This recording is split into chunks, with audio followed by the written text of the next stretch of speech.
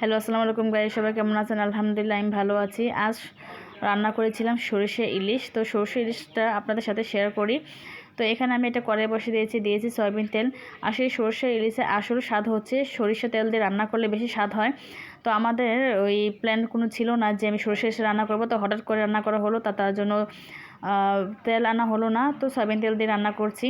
তো তেলের মধ্যে দিয়ে দিয়েছি বাটা পেঁয়াজ আর দিয়েছি বাটা সাদা সরিষা।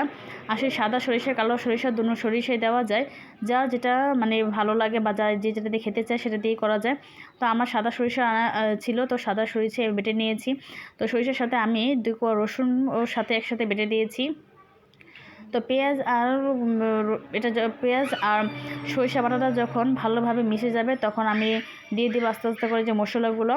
তো দিয়ে দিয়েছি হলুদের গুঁড়ো, তারপর দিয়ে দেবো মরিচের গুঁড়ো, তারপর দিব লবণ। বাট এখানে কোনো আদা রসুন ইউজ করবো না, কেন মানে এই ইলিশে মাছে কোনো আদা রসুন ইউজ করা লাগে না। তো দেখা যায় ইলিশ মাছে এমনি সাধারণ রান্না করলেই মজা লাগে, তো এখানে আদা রসুন লাগে না। তো আমি যেহেতু রসুন বেটে দিয়েছি তো আর আদা লাগবে না। তো এখানে আমি যে বাটিটা ছিল, তো সেই বাটিতে মশলাগুলো ছিল যে ওটা একটু ধুয়ে দিয়েছি। আর পানিটা দিলে দেখা যায় মশলাগুলো দেখা যায় ভালোভাবে একদম ভালোভাবে মিশে মানে কষানোটা ভালো হয়। তো দেখা যায় যে এটা পুড়ে না। তো আমি এখানে কাঁচা ইলিশ মাছগুলো দিয়ে দিচ্ছি। তো চাইলে হলুদ আর লবণ মেখে দেওয়া যায়, তো আমি এখানে শুধু লবণ মেখে রেখেছিলাম, হলুদ দিই নাই, যেহেতু হলুদ এখানে ইউজ করেছি। তো এইভাবে আস্তে আস্তে কাঁচা মাছগুলো দিয়ে দিব। আর ইলিশ মাছ কাঁচাই মজা, ওটা ভাজলে বা ভেজে রান্না করলে স্বাদ লাগে না। তো এই মাছ দেখা যায় সর্ষে ইলিশটা দেখা যায় বড় ইলিশ মাছ দিয়ে রান্না করলে বেশি ভালো লাগে। তো আমাদের ঘরে কোনো বড় ইলিশ নাই, এর ছিল, তো এটা দিয়ে রান্না করছি। তো মাশাআল্লাহ খেতে খুবই ভালো হয়েছিল, গরম ভাতের সাথে বেশি টেস্টি লাগে। তো এখানে আমি ভালো করে কষিয়ে নিয়েছি। তো মশলার সাথে এটা কষে নেওয়ার পরে যে আমি যে ব্লেন্ডার করেছিলাম, তো ওই ব্লেন্ডারের ভিতরে একটু পেঁয়াজের যে ছিল মশলা ছিল, তো সেটা আমি একটু পানি দিয়ে ধুয়ে তারপর দিয়ে দিয়েছি।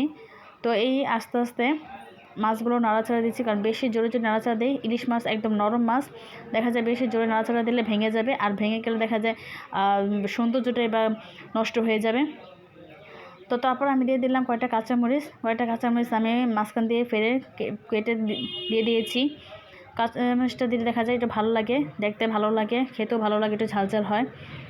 তো আমি এগুলো সুন্দর করে দিয়ে এরপরে এখন আমি ঢেকে দিব 10 মিনিটের জন্য। তো 10 মিনিট পর আমি দেখলাম যে এটা সুন্দর করে বলক হয়ে গেছে।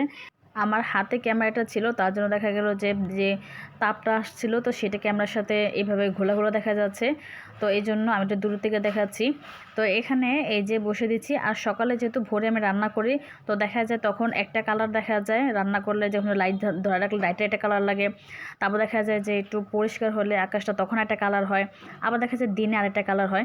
তো আমি যখন উঠে রান্না করি তখন দেখা যায় সকাল একদম মানে ভোর, তো ভোরবেলায় এরকম কালারটা দেখা গেছে, কিন্তু ফাইনাল কালারটা এরকম হয়েছিল, এরকম দেখতে লাল লাল আর দেখতে অনেক সুন্দর হয়েছিল।